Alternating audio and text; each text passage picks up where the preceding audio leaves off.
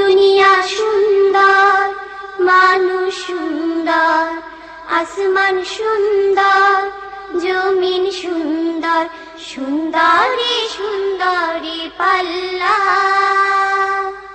জানি না কত সুন্দর তুমি আল্লাহ।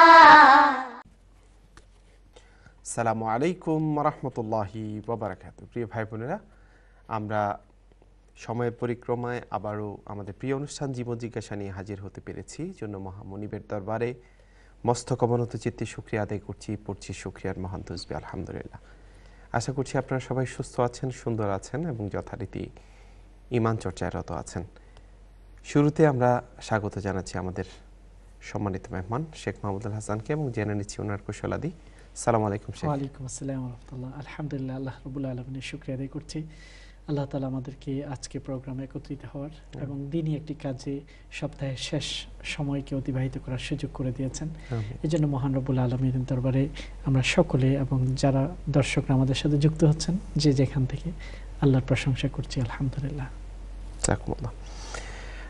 এই কথাটা খুবই সিগনিফিক্যান্ট যে আসলে একত্রিত হয়ে একটা দিনই কাজে। আমি কয়েকদিন আগে ফেসবুকে অনেকগুলো ভিডিও কেউ না কেউ টেক করেছে, বাট চমৎকার। সেখানে দেখলাম একজন ব্যক্তি সমুদ্রের পাড়ে দাঁড়িয়ে আছে, মানে খুব মজা করছে, লাফালাফি করছে। ইন দ্য মিন টাইম সাগর থেকে একটা মাছ এসে ওনাকে, ওইটা লাইভ ধরা পড়লো আর কি। মানে ওখানে ক্যাপশনটা ছিল এরকম যে মানে মৃত্যু কার কখন যে আসে। তো এই জন্য আমাদের যে কোনো মুহূর্তেই, যেমন আল্লাহ যদি এই অবস্থায় আমাদেরকে কোনোভাবে ডাকেন, আমরা কিছুটা হলেও বলতে পারবো তোমার কাজ করা অবস্থায় আমরা তোমার কাছে আসতে পেরেছি আলহামদুলিল্লাহ। এটা খুবই গুরুত্বপূর্ণ যে আসলে অনেক সময় আমরা আনন্দ এত বেশি দিশেহারা হয়ে পড়ি আনন্দ উল্লাসে, যে এটা আমাদের মাথায়ও থাকে না যে মৃত্যু তো আমার এই মুহূর্তেও আসতে পারে। এবং এত সময়ে এত অবস্থায় মানুষের মৃত্যু আমরা দেখি বা আপদ বিপদ মানুষকে গ্রাস করতে দেখি। এই জন্য একজন বুদ্ধিমান তার আনন্দ উল্লাস করবে, কিন্তু কখনো সীমাকে লঙ্ঘন করবে না। এবং সীমাকে লঙ্ঘন করলে সে ভয় পায় যে আল্লাহ যদি আমাকে এই অবস্থায় ডাকেন তাহলে তো আমি সীমা লঙ্ঘনকারী হিসেবে আল্লাহর কাছে যাব। অথচ কোরআনে কারিমে আল্লাহ বলছেন যে ইন্নাল্লাহা লা ইউহিব্বুল মু'তাদিন, যারা সীমা অতিক্রম করে তাদেরকে আল্লাহ পছন্দ করেন না। এই জন্য মুমিনের জীবনটা সবসময় ভারসাম্যপূর্ণ, আনন্দে বেদনায় সে সবসময় ভারসাম্যতাকে বজায় রাখে। আমি আজকে এই প্রোগ্রামে আসার আগে আমার দুজন শুভাকাঙ্ক্ষীর সম্পর্কে জানলাম। একজন, তার হার্ট অপারেশন হবে আগামীকাল, হঠাৎ করে তিনি হার্টের রোগে আক্রান্ত হয়ে পড়েছেন। আরেকজন খুবই অল্প বয়স্ক আমার ছাত্র, কিন্তু হঠাৎ ঢাকা থেকে আসার সময় তার আর কোনো যোগাযোগ পাওয়া যাচ্ছে না। দু একদিন পর খবর আসলো যে তার লাশ রাস্তার পাশে পাওয়া গেল। এবং কী কারণে, সামান্য হয়তো জিনিসপত্র ছিনতাই ইত্যাদির কারণে হাত কেটে পা কেটে এক অবস্থা করেছে। তো এখান থেকে যে দুটা জিনিস, যে মানুষের জীবনের পরিণতিটা কি হবে, কোথায় হবে, সেটা আমাদের কারোই জানা নেই। স্তব্ধ হতে হয় এইসব কথা জানলে। দ্বিতীয় হলো মানুষের নিষ্ঠুরতা, সামান্য দুনিয়ার জন্য অন্য আরেকজন মানুষের জীবনহানি করা এবং তার অঙ্গ প্রত্যঙ্গকে তছনছ করে দেওয়ার মতো এত নিষ্ঠুর মানুষ হতে পারে, পাশবিক হতে পারে, সেটাও আমাদের অন্তরকে কাঁপিয়ে তোলে। এই জন্য মৃত্যুর জন্য অথবা দুরবস্থার জন্য মানুষকে সবসময় প্রস্তুত থাকা উচিত। এটাই ইমানদারের একটা লক্ষণ। মাশাআল্লাহ, চমৎকার। প্রিয় ভাই বোনেরা, আমরা একটা চমৎকার আমাদের জীবনের জন্য, বিশেষ করে আখিরাতমুখী জীবনের জন্য একটা পাথেয় জেনে নিতে পারলাম। আশা করছি আমাদের জীবদ্দশায় এটা কাজে লাগবে এবং আমরা আমলে রূপান্তরিত করব ইনশাআল্লাহ। আমরা চলে যাচ্ছি কলে, দেখি কি আছেন। আসসালামু আলাইকুম। হ্যালো, আসসালামু আলাইকুম। ওয়ালাইকুম আসসালাম। বোন, আপনার প্রশ্ন বলেন। জি, আমার প্রশ্নটা একটা প্রশ্ন ছিল। আমি মাত্র জানতাম পারছি যে যদি আপনি নামাজ পড়েন না, খোঁজা হয়ে যায়, আর যেমন আসরের নামাজ আমি পড়ছি, আর পরে যদি আমি ফজর জোহর না করে আর বাকি নামাজ পড়ি, তাইলে বুঝি নামাজগুলো কবুল হইতো না। কতটা সত্য কতটা মিথ্যা জানতাম আসলাম। আর শেখর কাছে আমার একটা কোয়েশ্চেন, যদি আর কি আমার একটা পার্সোনাল কোয়েশ্চেন আছিল যে আমি চাই না যে সকলে জানবার লাগে, তো যদি একটা ফোন করতে, তাও be very grateful. Okay, leave your number sister, আমাদের কন্ট্রোল রুমে ইনশাআল্লাহ তারা নেবে, আপনি একটু হোল্ডে থাকেন, কেমন? জি, থ্যাংক ইউ। আসসালামু আলাইকুম। জি, ওয়ালাইকুম আসসালাম। কাজা হয়ে গেলে নামাজ কবুল হবে না। প্রশ্ন হলো যে প্রথমত মুমিনদের সব সময় তার নামাজের ব্যাপারে খুবই যত্নবান হবে। যখন তিনি সফরে থাকবেন তখনও তিনি যত্নবান হবেন, যখন তিনি ঘরে থাকবেন তখনও তিনি যত্নবান হবেন, এমনকি অসুস্থ অবস্থায়ও মুমিন সবসময় নামাজের জন্য ছটপট করবে, নামাজ যেন কোনোভাবেই ছুটে না যায়। আমরা আমাদের ঈমানের দুর্বলতার কারণে অনেক সময় নামাজ ছুটে যায়, এমনকি সামান্য সর্দি কাশি হলেও আমরা একটা ফুরসত খুঁজতে চেষ্টা করি নামাজ কী করে মিস করা যায়।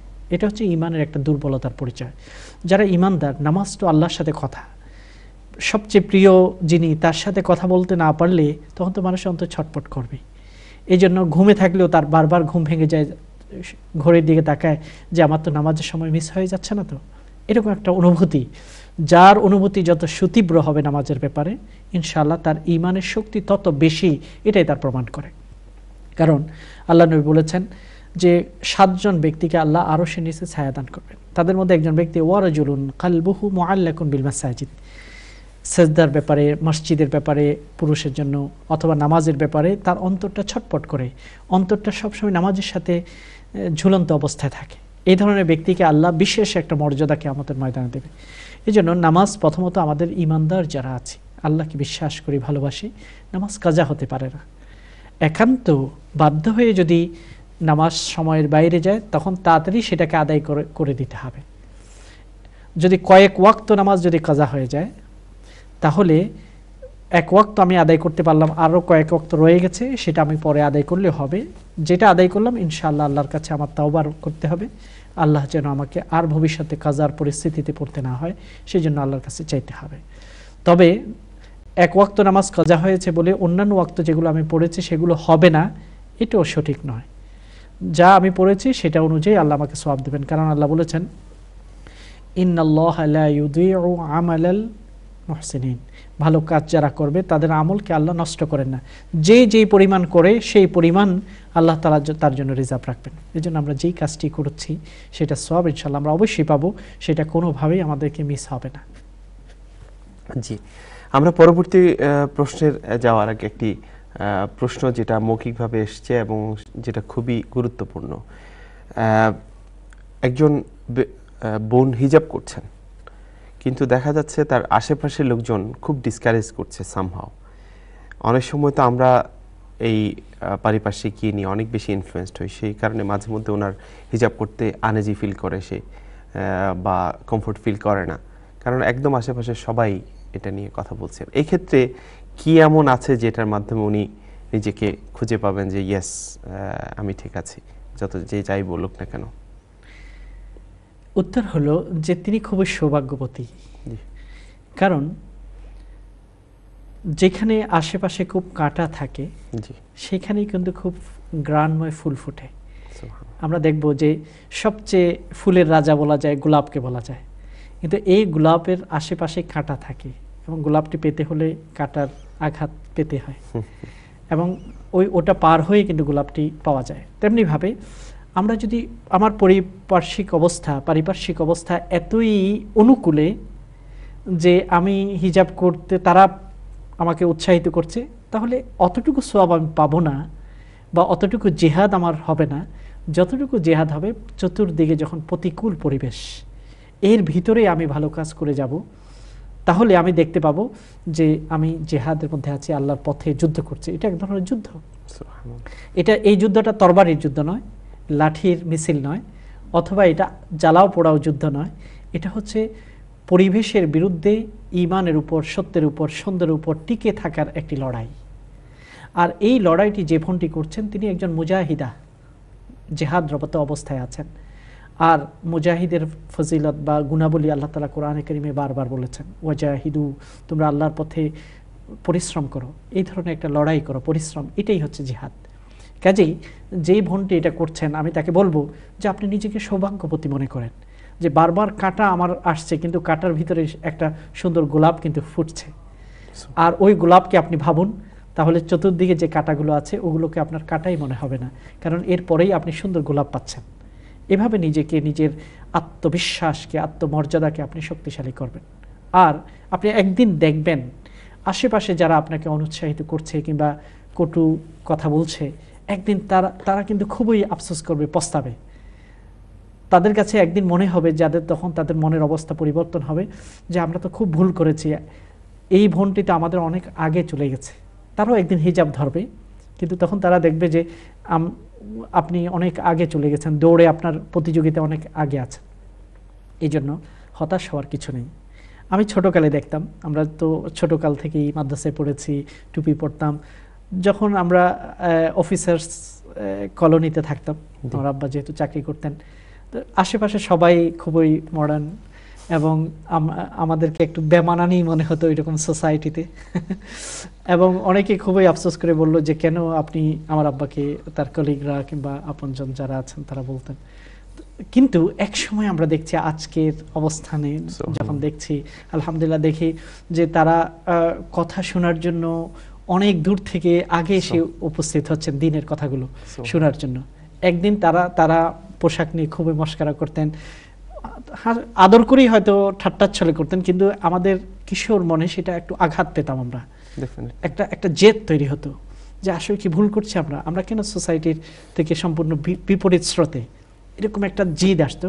কিন্তু আলহামদুলিল্লাহ এখন তাদেরকে দেখছি যে বয়স যখন তারা হয়েছে, তারা অনুভব করছেন যে আমাদেরকে তো যেতে হবে, যার কাছে যাব তার পথটি কি সেটা জানার জন্য তারা এখন উদ্গ্রীব।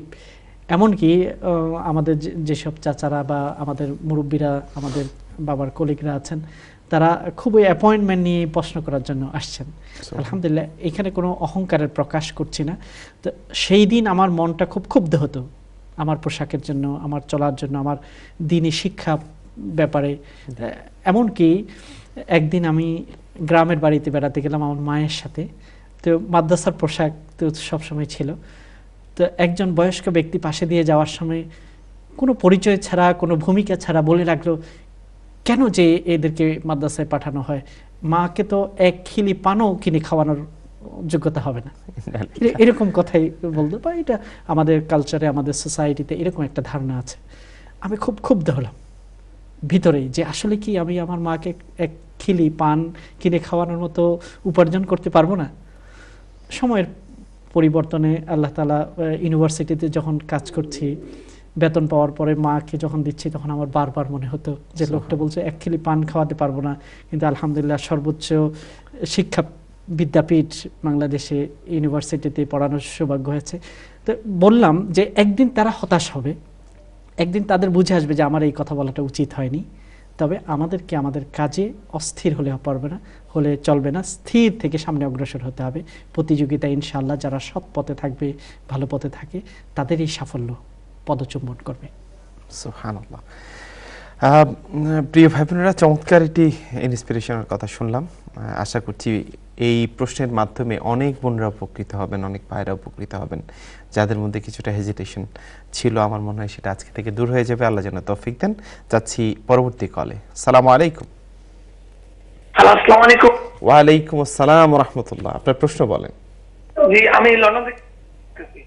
আমার প্রশ্নটা যে আমাদের দেশ 90% মুসলিম, ওই 90 মুসলিম দেশের মধ্যে আমাদের নেতারা ধর্ম যে প্রচার অভিযান চালাচ্ছে, এইটা একজন মুসলিম গ্রহণযোগ্য? ক্লিয়ার তো না? জি, ঠিক আছে। আপনার প্রশ্নগুলো খুব ভেঙে ভেঙে আসছিল। আমার দ্বিতীয় প্রশ্ন হচ্ছে, আমার দ্বিতীয় প্রশ্ন আমি চাইতেছি যে মানে আমি ঘরের বাইরে যেতে দিতে চাই না, তো যদি একটু বলতেন আপনি প্লিজ। কাকে ঘরের বাইরে যেতে দিতে চান না? যেমন আমার ওয়াইফকে আমি ঘরের বাইরে দিতে চাই না, আর কি দিতে চাই, থাকতে চাই, এটা সম্বন্ধে যদি একটু। ঠিক আছে ভাই, ওকে। প্রথম প্রশ্নটি হলো যে উনি জানতে চাচ্ছেন বাংলাদেশে প্রায় 90% মানুষ মুসলমান, অথচ অধিকাংশ যারা নেতৃস্থানীয় ব্যক্তিবর্গ আছেন তারা ধর্মনিরপেক্ষতার প্রচারাভিযান করেন, এটা কতটুকু যুক্তিসঙ্গত? এই প্রশ্নটির উত্তর হলো, সংক্ষেপে আমরা বলবো, যেহেতু এই বিষয়গুলো অনেকটা পলিটিক্যাল সায়েন্সের সাথে জড়িত, রাষ্ট্রবিজ্ঞানের সাথে জড়িত, এটার সাথে তেমনিভাবে জড়িত আছে ফিলোসফি, এই জন্য আমরা অতটুকুতে না গিয়ে সংক্ষেপে বলবো, আসলে ধর্ম নিরপেক্ষতার কথা যারা বলেন তারা এই অর্থেই সাধারণত বলে থাকেন যে সকল ধর্মের মানুষের স্বাধীনতা, সকল ধর্মের মানুষ যেন তাদের ধর্ম পালনে স্বাধীনতা ভোগ করে, তাদের উপর কোনো হস্তক্ষেপ যেন না হয়, এটাকেই অনেকে এই শব্দে বোঝাতে চান। যদি এটাই বোঝাতে চান তাহলে এটা আসলে কোনো ইসলামের দৃষ্টিতে কোনো আপত্তিকর নয়। কারণ ইসলামের আমরা আজকের ইনশাআল্লাহ আলোচনাতে মদিনার সনদ সম্পর্কে আমরা আলোচনা করব। সেখানে আল্লাহ নবী সকল ধর্মমত যাদের ইহুদি ধর্ম মদিনাতে ছিল, অন্যান্য ধর্ম পত্তলিক ছিল, তাদের সবাইয়ের ব্যাপারে বলা হয়েছে যে যে তার ধর্মীয় আচার অনুষ্ঠান পালনে স্বাধীন থাকবে, কোনো হস্তক্ষেপ করা হবে না। এটা মদিনার সনদ এবং সংবিধানে ছিল। কাজেই এটাই যদি অর্থ নেওয়া হয় ধর্মনিরপেক্ষতার, তাহলে এখানে তো ইসলামের সাথে কোনো সাংঘর্ষিকতা নেই।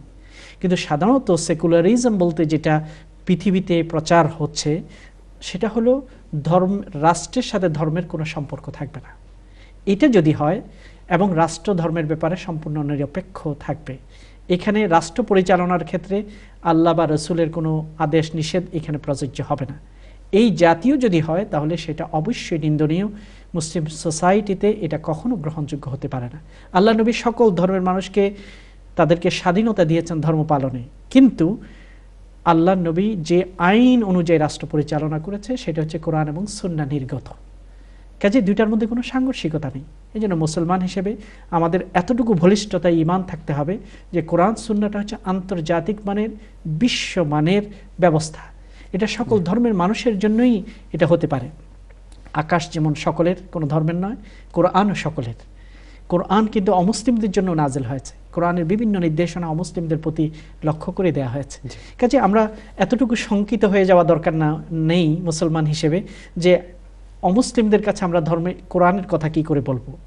না, কোরআন মুসলিম অমুসলিম সকলের জন্য, কারণ কোরআন তিনিই দিয়েছেন যিনি আসমানকে তৈরি করেছেন, সূর্যকে তৈরি করেছেন। কাজেই এরকম বলিষ্ঠতা থাকতে হবে। আমাদের অনেক সময় ধর্মের ব্যাপারে, ইসলামের ব্যাপারে স্টাডি না থাকার কারণে, অথবা পাশ্চাত্য সমাজে আমরা চিন্তা চেতনায় আমরা প্রভাবিত হয়ে যাওয়ার কারণে আমরা নিজেদের জ্ঞানের উৎস সম্পর্কে পরিপূর্ণ ধারণা আমাদের অর্জিত হয়নি। এই জন্য আপনি যেই দৃষ্টিকোণ থেকে বলছেন এটা অবশ্যই গ্রহণযোগ্য নয়। তবে সকল ধর্মের স্বাধীনতা থাকা একটি মুসলিম সোসাইটিতে অবশ্যই দরকার। কোনো মন্দিরে আঘাত হতে পারবে না, মসজিদে যেমন আঘাত হতে পারবে না, কোনো হিন্দুদের কোনো উপাসনালয়ে, ইহুদি খ্রিস্টান বৌদ্ধদের কোনো উপাসনালয়ে যদি আঘাত হয় সেটা ইসলামী রাষ্ট্রের জন্য একটি কলঙ্ক হবে। জি, জাযাকুমুল্লাহ। পরবর্তী প্রশ্ন আমরা বিরতি থেকে ফিরে দিব ইনশাআল্লাহ। প্রিয় ভাই বোনেরা, যাচ্ছি ছোট্ট একটি বিজ্ঞাপন বিরতিতে, ফিরে আসছি জীবন জিজ্ঞাসাকে সাথে করে। আশা করি আপনারা আমাদের সাথে থাকছেন। আসসালামু আলাইকুম ওয়া রাহমাতুল্লাহি ওয়া বারাকাতুহু। আসমান সুন্দর, জমিন সুন্দর, সুন্দরী সুন্দরী পাল্লা, জানি না কত সুন্দর তুমি আল্লাহ। আপনারা দেখছেন ইসলামিক প্রশ্নোত্তরমূলক অনুষ্ঠান জীবন জিজ্ঞাসা উইথ এনটিভি। সৌজন্যে MRA গ্লোবাল মানি এবং Hijaz travel limited.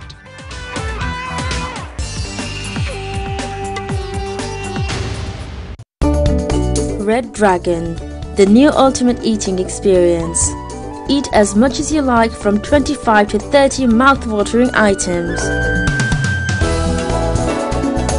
We offer our lunch under £6 and dinner under £8. Children under 140 centimeters can eat at half price. Red Dragon, Halal Chinese Buffet, 86 Myland Road, Stepney, London.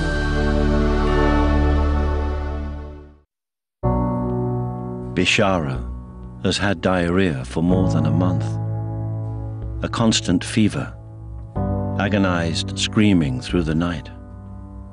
18 months old, she weighs just 10 pounds. Almost too weak to respond to treatment. Her life is slipping away. No child should be born to suffer this way. Her life was saved because someone like you cared enough to make a difference. You may think this is a different child, but no, this is Bishara after help from Save the Children.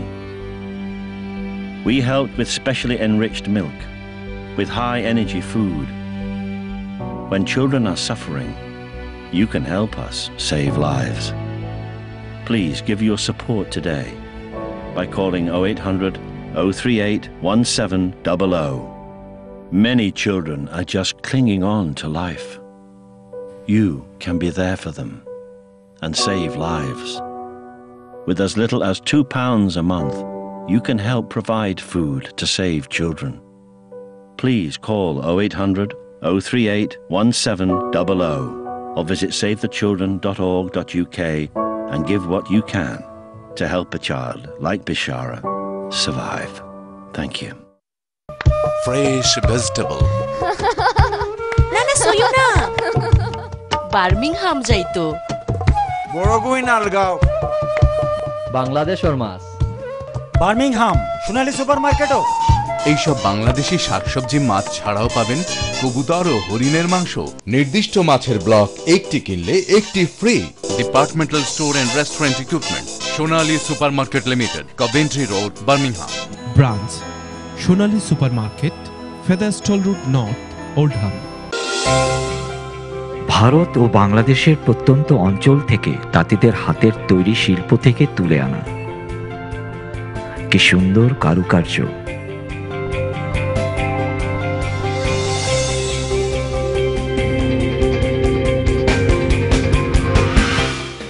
আপনাকে করে তুলবে অপরূপ সুন্দর, শুধুই আমাদের কাছে। নাকশি flight কনসেপ্টে বিশ্বের যে কোনো দেশের এয়ার টিকিট পাওয়া যায়। এবার সৌদি এয়ারলাইন্সের বিশেষ অফার, লন্ডন জেদ্দা লন্ডন মাত্র £470। এ সুযোগ সীমিত সময়ের জন্য। আজই যোগাযোগ করুন flight concept 0207 375 0055। Clifton wedding service, বিবাহ সহ সব ধরনের অনুষ্ঠানের জন্য কার্ডিফে আমরাই একমাত্র প্রতিষ্ঠান। ছোট বড় সকল অনুষ্ঠানের জন্য snacks, juice, table decoration, crockery, waiter service এবং সফট ড্রিঙ্ক সরবরাহ করে থাকি। আমাদের লক্ষ্য আপনাদের সর্বোচ্চ মানের সেবা প্রদান এবং সুস্বাদু খাবার পরিবেশন। ক্লিফটন ওয়েডিং সার্ভিসে আছে স্টেজ, ফ্লাওয়ার্স, কেক এবং চেয়ার কাভার। বিবাহ, ওয়ালিমা, জন্মদিন সহ যে কোনো অনুষ্ঠানের জন্য আজই যোগাযোগ করুন। ফ্যান্টাস্টিক ধামাকা, বাংলাদেশ, ইন্ডিয়ান এবং যুক্তরাজ্যের শিল্পীদের অংশগ্রহণে বিশাল বিনোদনমূলক আয়োজন। স্থান দি রয়্যাল রিজেন্সি হল, তারিখ 5 মে সন্ধ্যে 7টা থেকে রাত 1টা। আমি খায়া, আমার নাম শাপলা সালিক and I'll be performing live with my band. আমি আসছি ফ্যান্টাস্টিক ধামাকাতে। আমি নূরজাহান শিল্পী আসছি 5th of May royal regency হলে। আমি Labani 5th May royal regency fantastic ধামাকাতে আমি আসছি। আসছেন তো? টিকেট এবং স্টলস বুকিং এর জন্য আজই যোগাযোগ করুন 0794 717 5076। হাই হাই, আমার গাড়িটাও গেল, মাথাটাও গেল, আইজনে গাড়িটাও গেছে, প্রোগ্রামটাও যাইবো। না না হাকিম ভাই, গাড়ি গেছে, প্রোগ্রাম যাইতো না। অ্যাক্সিডেন্ট ম্যানেজমেন্টে ফোন করেছে। অ্যাক্সিডেন্ট ক্লাইম ম্যানেজমেন্টে তো বড় এরার গেছে গেলে কোনো কাম হইতো না। আমি এক কোম্পানি ছিলি খুব ভালো। খেরা উফ বুঝলিস। আস্তে আস্তে আস্তে, না না না না, ছোট মোটো মানুষ আর সত্যি তোমার আত্মীয় লাগা। মনে হইছে হাতি ক্লেম 028-805-5202। পয়সা আমদানি প্রোগ্রাম মিস হইতো না। থ্যাংক ইউ আমারে না। হাতি claim, one call does it all.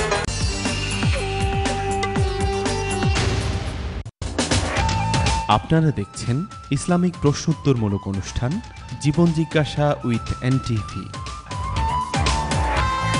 সৌজন্যে MRA গ্লোবাল মানি এবং হিজাজ ট্রাভেল লিমিটেড। আসমান সুন্দর, জমিন সুন্দর, সুন্দরী সুন্দরী পাল্লা, জানি না কত সুন্দর তুমি আল্লাহ। প্রিয় ভাই বোনেরা, আবারও আপনাদেরকে স্বাগত জানাচ্ছি আমাদের প্রিয় অনুষ্ঠান জীবন জিজ্ঞাসায়। আমরা গিয়েছিলাম ছোট্ট একটি বিজ্ঞাপন বিরতিতে। যাওয়ার আগে এক ভাই প্রশ্ন করেছিলেন যে উনি ওনার ওয়াইফকে ঘরের বাইরে দিতে চান না, বের হোক এটা চান না।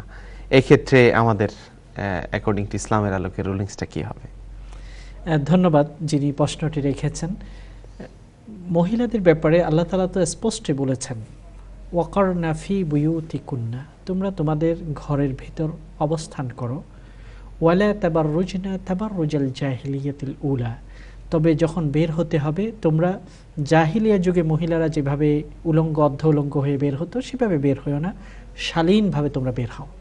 তাহলে এই আয়াতে বের হওয়ার অনুমতি দেয়া হয়েছে, তবে একটা শর্ত দেয়া হয়েছে যেন শালীনভাবে বের হয়, হিজাবের মাধ্যমে বের হয়। ওয়ালা ইউবেদিনা জিনাতাহুন্না, অন্য আয়াতে বলা হয়েছে তারা যেন তাদের সৌন্দর্যকে প্রকাশ করার চেষ্টা না করে অন্যের কাছে, এটা হলো শর্ত। এই শর্ত মেনে প্রয়োজনে একজন মহিলা তার ঘর থেকে বের হতে পারবে। কি কি প্রয়োজনে বের হতে পারে? বিভিন্ন রকম প্রয়োজন, ধর্মীয় প্রয়োজনে বের হতে পারবে, শারীরিক প্রয়োজনে বের হতে পারবে, অথবা আর্থিক প্রয়োজনেও বের হতে পারবে। ধর্মীয় প্রয়োজনে যেমন হজ পালনের জন্য মহিলারা ঘর থেকে যেতে পারবে, নামাজের জন্য যদি যেতে চায় এবং সেরকম ফ্যাসিলিটি যদি মসজিদে থাকে, তিনি যদি অনুমতি চান স্বামীর কাছে, তাহলে স্বামী অনুমতি দিতে বাধ্য। কারণ আল্লাহ নবী বলছেন লা তামনাউ ইমা আল্লাহি মাসাজিদাহা, বুখারী শরীফের হাদিস থেকে দেখা যায় যে আল্লাহর বান্দীরা যখন মসজিদে যেতে চায় তাদেরকে তোমরা বিরত রেখো না, বাধা দিও না। তাহলে এসব ধর্মীয় কারণ। একইভাবে এডুকেশনের জন্য যেতে পারবে, দিন শিক্ষার জন্য, অথবা বেসিক যেসব এডুকেশন, প্রয়োজনীয় শিক্ষা, আলোকিত হওয়ার জন্য যেসব শিক্ষা দরকার, সেগুলোর জন্য একজন মেয়ে বা মহিলা শালীনভাবে যেতে হবে, যেখানে তার সম্মানের কোনো ব্যাঘাত হবে না, তার কোনো অপমান হবে না, কোনো খারাপ মানুষ তার দিকে তাকাবে না, এরকমভাবেই তাকে বের হতে হবে। দ্বিতীয় প্রয়োজন হলো শারীরিক প্রয়োজনে, যেমন ডাক্তারের কাছে যেতে হচ্ছে, জিপির কাছে, হসপিটালে যেতে হচ্ছে, এসবের কারণে যেতে হয়। অথবা যে ঘরে থাকার কারণে সে অস্বস্তি ফিল করছে, তার বাইরে কোনো পার্কে একটু হেঁটে আসা দরকার, অথবা ফ্রেশ বাতাসের দরকার থাকে, তখন যদি তার যেতে হয় এটার জন্য, তাহলে তিনি পরিবেশ যদি থাকে সেরকম বের হতে পারেন। তৃতীয় হলো যে আর্থিক প্রয়োজনে, যেমন ঘরে আপনি নেই, তার কোনো একটা জিনিস কিনা দরকার বাজারে, তাহলে তিনি পর্দার সাথে ঘর থেকে বের হতে পারেন শপিংয়ের জন্য। তবে সবগুলোর শর্ত হলো প্রয়োজনে তিনি বের হবেন, অপ্রয়োজনে ঘরের বাইরে তিনি ঘোরাঘুরি করবেন না বা অবস্থান করবেন না। তৃতীয় হলো তিনি শালীনভাবে বের হবেন, তার সৌন্দর্যবোধকে যেন পরিচ্ছন্ন থাকে সেই বিষয়টাকে তাকে খেয়াল করতে হবে। এই বিষয়গুলোকে যদি আমরা অনুকরণ করি তাহলে এর মাধ্যমে আপনার স্ত্রীকে আপনি ঘরের বাইরে দিতে পারেন। এমনকি নিজের মায়ের সাথে দেখা করা, বাবার সাথে দেখা করা, আপনজনদের সাথে দেখা করার জন্য আপনার স্ত্রীকে আপনি বাইরে দিতে হবে, এটা তার অধিকার, এটা আপনি বঞ্চিত করতে পারবেন না। অপ্রয়োজনে যদি কোনো কারণ ছাড়া যদি কোনো মহিলা বাইরে আড্ডা দেয় অথবা রাস্তাঘাটে ঘুরঘুর করে কোথাও গিয়ে বসে থাকে, এগুলো তার জন্য উচিত হবে না, এটা জায়েজ হবে না। তাহলে আমি যেই কারণগুলো উল্লেখ করলাম শরিয়া অনুযায়ী, এই কারণগুলো সমর্থিত, এটার জন্য তিনি বের হতে পারেন শালীনতার সাথে। আশা করি আমরা ইসলামকে মধ্যপন্থায় রাখার চেষ্টা করব, খুব কঠিন করে ফেলবো না যে মহিলা মানি তার বাইরের সূর্যের আলো দেখতে পারবে না, এরকম একটা মনোভাব আমাদের মধ্যে আছে। আর এটার কারণেই মহিলারা অনেক সময় ইসলামের ব্যাপারে বিদ্রোহ করে, মনে করে এটাই ইসলাম। আসলে তো এটা ইসলাম নয়। আল্লাহ নবীর স্ত্রীকে কি ঘরের বাইরে যায়নি? হযরত আয়েশা রাদিয়াল্লাহু তাআলা আনহা কি ঘরের বাইরে যাননি বিভিন্ন কারণে? তিনি কি তার বাবার ঘরে যাননি? এজন্য আমরা মধ্যপন্থা অবলম্বন করব, প্রয়োজনকে দেখব এবং সমঝোতার মাধ্যমে আমাদের কি করতে হবে। খুব বেশি টাইট করতে যাব, আল্লাহ নবী বলেছেন যে বেশি টাইট করতে যখন তোমার স্ত্রীকে তুমি যাবে সেটাকে ভেঙে ফেলবে। আর যখন তুমি কিছুটা তোমার মনের বাইরেও যদি থাকে সেটাকে সমঝোতার মাধ্যমে যদি তুমি চালাও তাহলে জীবনটা তোমার সুখী হবে। কাজে আমরা এই ফর্মুলাটাকে বজায় রাখার চেষ্টা করব। কালকে একটি হাদিস পড়ছিলাম মুসলিম শরীফের, হালাকাল মুতানাত্তিউন, অতি মাত্রায় যারা কট্টরতা করে তারা ধ্বংস হবে, আল্লাহ নবীর কথা। অতি মাত্রায় কট্টরতার অর্থ হলো শরীয়ত যেটাকে বৈধ করেছে, জায়েজ করেছে, ওইটাকেও আমি চিপে ধরে না জায়েজ যদি করে ফেলতে চাই তাহলে এটা কঠোরতা।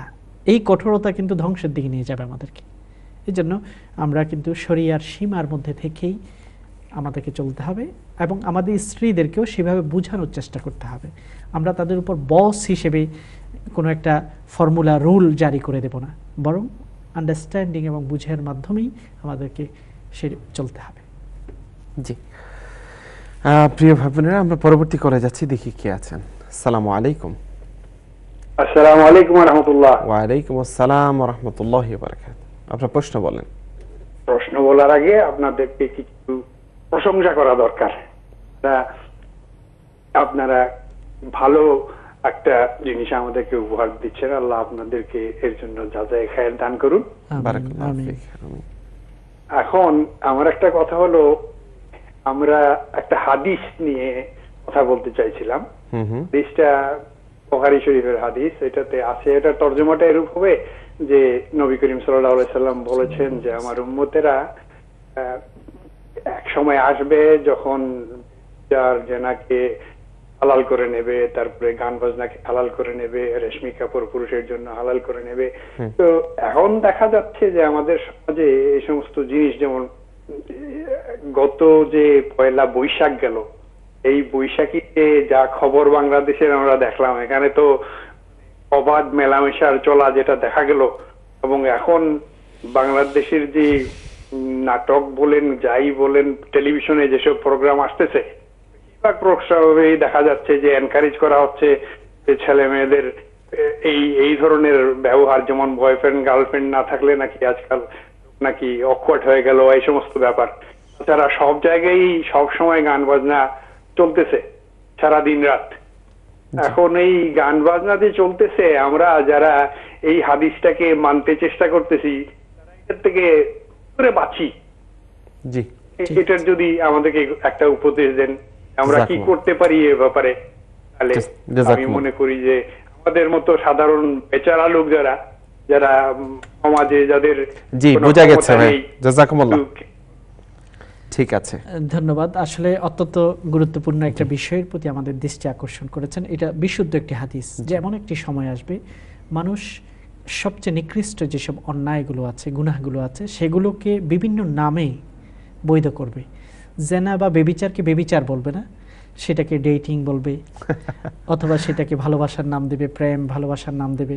এবং এরকমও আপনি অনেকে বলবে যে ভালোবাসা এটা তো ভেস্তে একটা ফুল। অর্থাৎ একটি সুন্দর কথাকে কোন জায়গায় এনে সেটাকে অ্যাপ্লাই করছে।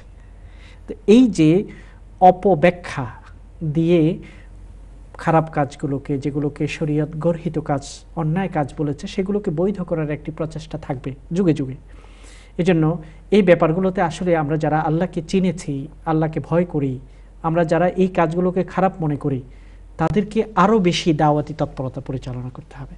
আমরা যদি আমাদের পরিবারগুলোকে এগুলো থেকে বিরত রাখতে পারি এবং আমাদের ছেলে সন্তানরাও যখন পরবর্তী প্রজন্মদেরকে বুঝাতে পারবে, তাহলে ইনশাআল্লাহ ধীরে ধীরে এগুলো কমে আসবে। এই জন্য আমাদের সবাইয়ের এর দায়িত্ব আমার আছে, এই দায়িত্ব আপনার আছে, সকলের আছে, যে আমরা যথাযথ ভূমিকা পালন করতে পারিনি সমাজে।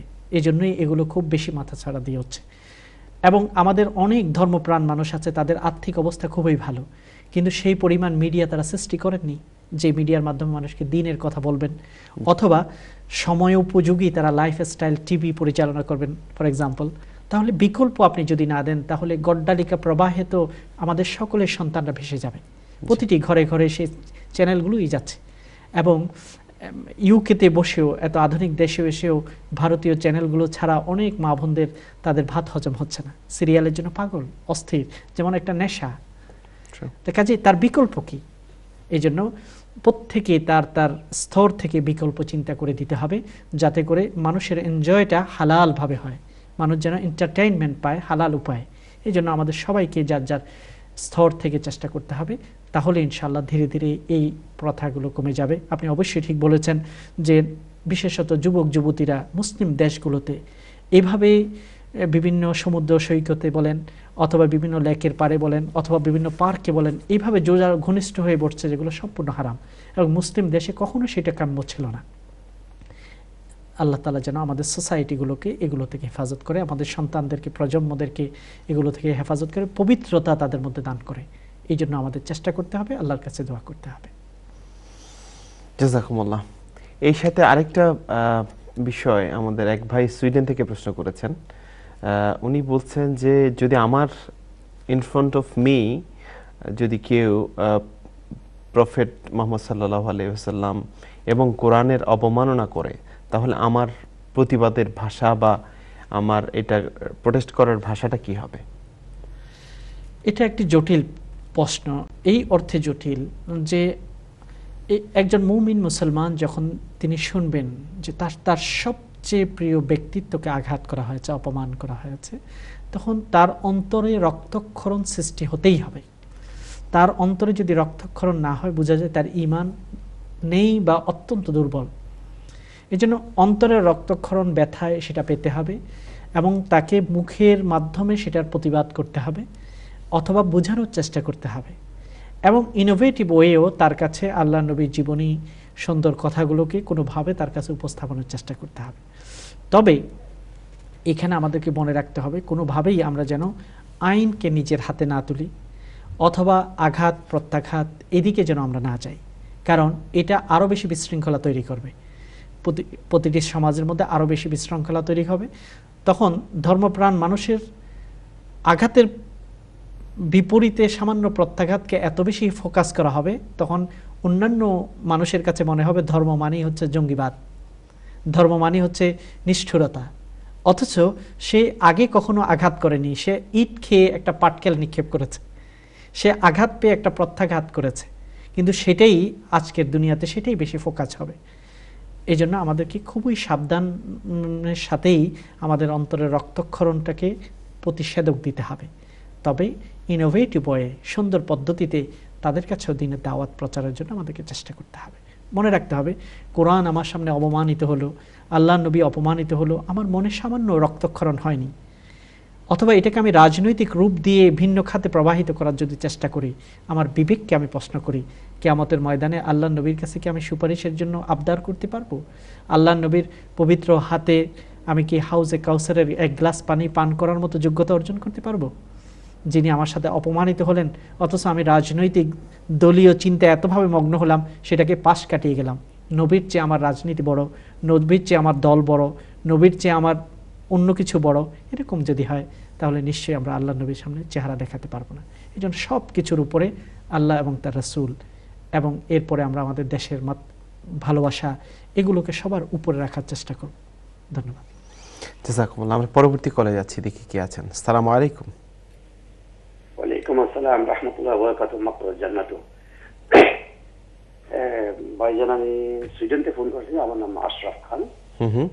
আমার প্রশ্ন হলো যে কলমার ব্যাপারে, কলমাটাকে দেখা যাচ্ছে যে আপনার অনেকে বলতেছে লা ইলাহা ইল্লাল্লাহু মুহাম্মাদুর রাসূলুল্লাহ বললে মুসলমান হয়ে যাচ্ছে, কিন্তু কলমার যে সংজ্ঞাটা এটা তিনটা ভাগে বিভক্ত। মুখে বিশ্বাস বলতে হবে, অন্তরে বিশ্বাস করতে হবে, বাস্তবে পরিণত করতে হবে।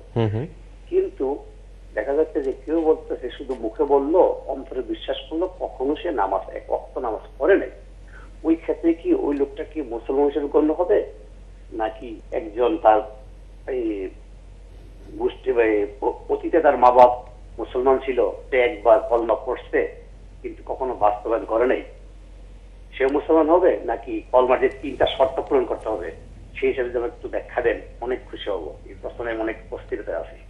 ধন্যবাদ। জাযাকুমুল্লাহ। আমাদের আসলে দেখতে দেখতে আরেকটি বিজ্ঞাপন বিরতির সময় হয়ে গেছে। আমরা বিজ্ঞাপন বিরতি শেষ করে এসে এই ভাইটির প্রশ্নটা ধরবো এবং তারপরে ইনশাআল্লাহ আলোচনায় যাব। প্রিয় ভাই বোনেরা, আমরা আরেকটি বিজ্ঞাপন বিরতিতে যাচ্ছি। যাওয়ার আগে বলছি, তৃতীয় সেগমেন্ট যেহেতু আমাদের আলোচনার সেগমেন্ট, আজকের আলোচনার বিষয়টি খুবই গুরুত্বপূর্ণ, এই সময় আরও গুরুত্বপূর্ণ, কারণ ইদানিং এই বিষয়ের উপর অনেক ফতোয়া আমরা শুনতে পাচ্ছি নতুন করে। মদিনার সনদ, সত্যিকার অর্থে মদিনার সনদটি কি, কেন হয়েছিল, কি আছে এর ভেতর, আমরা যারা ভাষা শুনছি আমরা আজকে জানার চেষ্টা করবো ইনশাআল্লাহ। আল্লাহ যেন আমাদের তৌফিক দেন। আমরা যাচ্ছি ছোট্ট আরেকটি বিজ্ঞাপন বিরতিতে, ফিরে এসে ইনশাআল্লাহ আশা করছি আপনাদের সাথে পাবো এবং আমরা আলোচনা শুনবো। আসসালামু আলাইকুম রাহমাতুল্লাহি ওয়া বারাকাতুহু।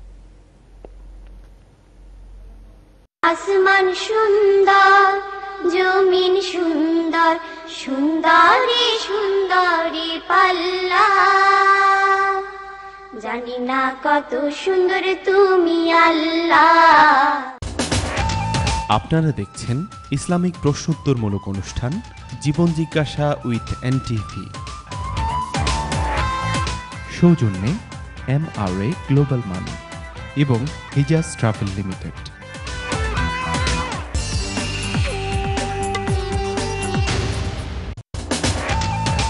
অনুষ্ঠানের বাকি অংশ দেখবেন আজানের পর।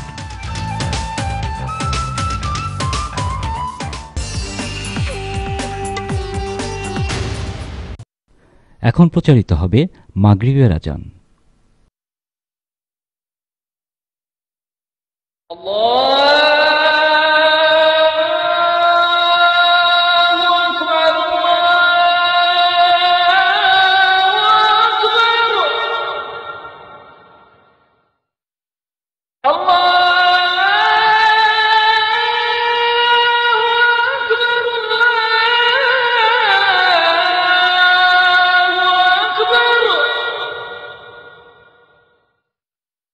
أشهد أن لا إله إلا الله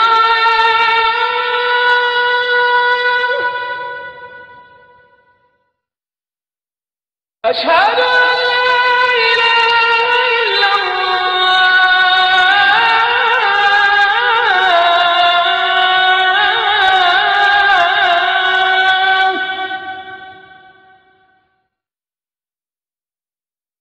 أشهد أن محمدا رسول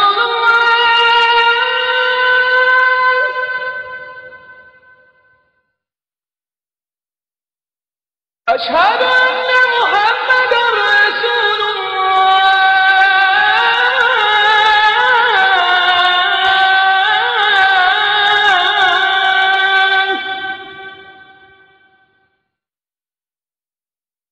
حي على الصلاة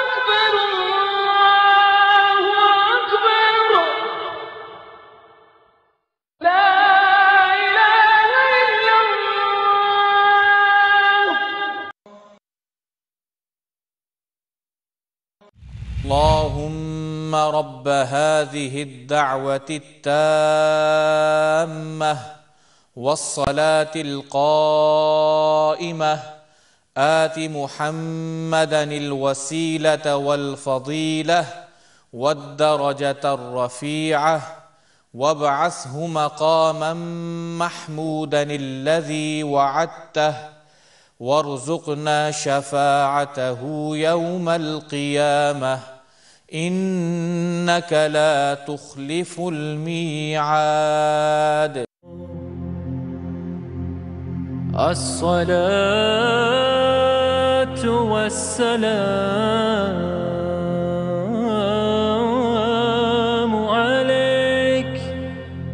عليك يا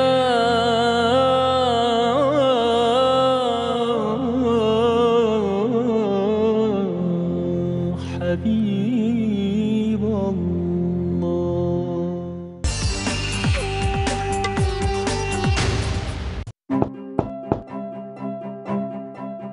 Leica Mobile is offering you fantastic rates to call Bangladesh when you buy the national bundle. Call Bangladesh landlines for 1p and mobiles for 3p per minute, plus 1000 minutes and unlimited text to any UK network and unlimited data for £20 when you buy the national bundle. So what are you waiting for? For more information and your free Leica Mobile SIM, visit leicamobile.co.uk today. Leica Mobile, call the world for less.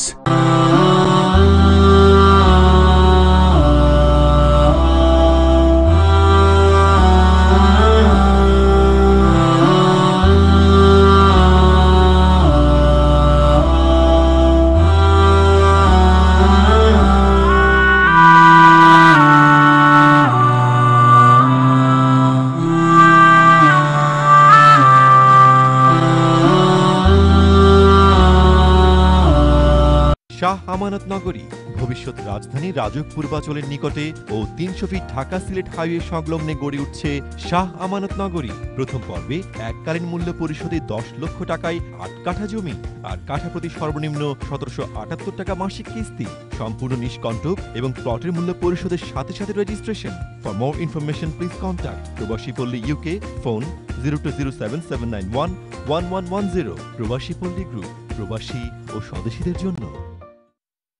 Kingdom housing limited রাজধানীতে নিজের একটি বাড়ি নির্মাণে দেশের দক্ষিণাঞ্চলের মানুষের স্বপ্নের একটি প্রকল্প।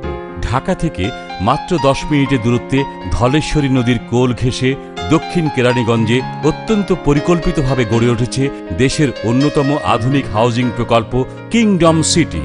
প্রকল্পটি 3 দিক থেকে পানিবেষ্টিত প্রায় 1500 প্লটের বিলাসবহুল আকর্ষণীয় ভিলা নির্মাণ ব্যবস্থা সহ রয়েছে রিভার ভিউ টাওয়ার, কেন্দ্রীয় মসজিদ, গির্জা, মন্দির, গ্রিন প্যাচ, খেলার মাঠ, স্বাস্থ্যকেন্দ্র, হাসপাতাল, lake, shopping mall, school, college, বিশ্ববিদ্যালয়, ব্যাংক এবং কমিউনিটি সেন্টার। সর্বোপরি কিংডম সিটি একটি স্বয়ংসম্পূর্ণ অত্যাধুনিক আবাসস্থল। কিংডম গ্রুপ, স্বপ্ন বাস্তবায়নে আপনার বিশ্বস্ত অংশীদার। Baba Naga hot sauce is created from the finest and freshest ingredients. Explore and enjoy the great taste of Baba Naga with absolutely everything. Shake the Baba, break the Naga. গ্রাহকদের সর্বোচ্চ সেবা প্রদানের অঙ্গীকারে 12 বছরে পদার্পণ করল জেএমজি। এই শুভক্ষণে জেএমজির মাধ্যমে আপনার লাগেজ, ইলেকট্রনিক আইটেম অথবা যে কোনো ধরনের মালামাল পাঠাতে পারছেন বিশেষ অফারের সুবিধা। জেএমজি শুধুমাত্র কার্গো প্রেরণ করে, তাই কার্গো প্রেরণে আপনি পাচ্ছেন সর্বোচ্চ সেবা। নিশ্চিন্ত থাকুন, আপনার মালামাল জলপথে নয় আকাশপথে দ্রুত পৌঁছে দেবে জেএমজি আপনার প্রিয়জনের কাছে। JMG, 8 Fordham street, London E1।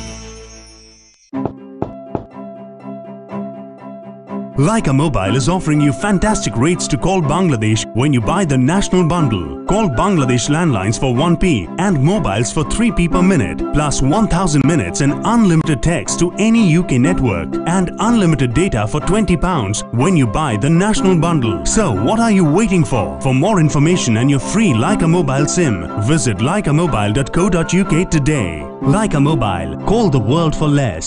British প্রযুক্তি ব্যবহার করে এই প্রথম বাংলাদেশে ওয়াল গ্লেজিং নিয়ে এলো ইউপিভিসি ডাবল গ্লেজ দরজা এবং জানালা। আমাদের রয়েছে ইউভি প্রোটেকশন, যা বিশেষভাবে বাংলাদেশের ওয়েদারের উপর সামঞ্জস্য রেখে তৈরি। আমরা দিচ্ছি 10 বছরের গ্যারান্টি। আমাদের সাথে যোগাযোগ করুন www.wallglazing.com। Millions of UK households are struggling to pay bills or are sinking further into debt. The outstanding personal debt in the UK is more than £1.4 trillion. The Office for Budget Responsibility predicts that total household debt will reach £2 trillion by 2017. UK banks and building societies write off in excess of £5 billion of loans. As a consumer, you could be eligible for government legislation that allows you to write off debt you can't afford to pay. So if you are struggling with debt and need professional help and advice, contact Victor Stone. Victor Stone Financial Management. Call us on 0845 050 4541 and you could free yourself from debt. Boishakhi Mela 2013. Experience the biggest musical extravaganza ever with Bollywood legend Bappi Lahiri, King of Bangla Melody S.I. Tutu, dazzling close-up star Kona, Kokil Konto Liza, আসছেন লোকগীতির নতুন sensation Ashiq, আসছেন এই প্রজন্মের জনপ্রিয় band শূন্য, perform করবেন Rockstar Elita, মঞ্চে উপস্থাপনা করবেন ফারজানা ব্রাউনিয়া, থাকবেন আরো অনেক renowned performance, plus there is something for everyone in the family. Baishakhi Mela 2013 at Victoria Park, don't miss it. দীর্ঘ 21 বছর অভিজ্ঞতায় সমৃদ্ধ রিয়াজ কালেকশনে আপনি পাচ্ছেন ব্রাইডাল ওয়্যার, যেমন লেহেঙ্গা এবং শাড়ি। এছাড়াও পাচ্ছেন designer sari, ladies salwar kameez, children wear এবং মেন্স ওয়্যার সহ নানা জাতের পণ্য সামগ্রী। বর্ষবরণ উৎসব ও বৈশাখী মেলা 1420 মেলায় ইউএস বাংলা গ্রুপের স্টলে আপনাকে স্বাগত। পূর্বাচল আমেরিকান সিটির কিছু সেক্টরে কাঠা প্রতি সর্বোচ্চ 2 লক্ষ টাকা ছাড়। US Bangla group. বর্ষবরণ উৎসব ও বৈশাখী মেলা 1420 মেলায় ইউএস বাংলা গ্রুপের স্টলে আপনাকে স্বাগত। পূর্বাচল আমেরিকান সিটির কিছু সেক্টরে কাঠাপ্রতি সর্বোচ্চ 2 লক্ষ টাকা ছাড়। US Bangla group. একসময় ব্রিটেনের মুসলমানগণ জীবনের ঝুঁকি নিয়ে উত্তাল সাগর পেরিয়ে মিশর হয়ে তপ্ত মরুর বুকে পায়ে হেঁটে কখনো বা উটের পিঠে চড়ে পৌঁছেছেন আল্লাহর ঘরে, পালন করেছেন পবিত্র হজ। 1981 সাল থেকে হজ ফ্লাইট চালু হলেও হাজিগণ শিকার হয়েছেন নানা বঞ্চনার। হিজাজ হাজ এন্ড উমরা যেন সেই যুগেরই অবসান। হিজাজ travel limited, 558 Coventry Road, Birmingham B10 OUN. Phone 0121 773 8777. Allahu Akbar.